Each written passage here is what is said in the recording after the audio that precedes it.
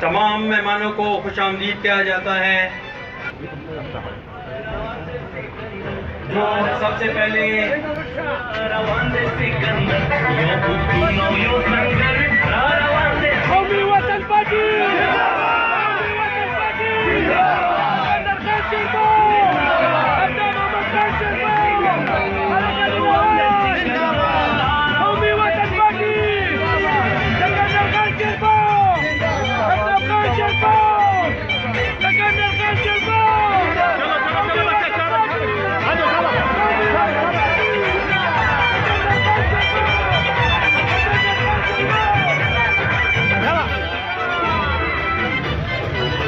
सिकंदर खान शेरपाव को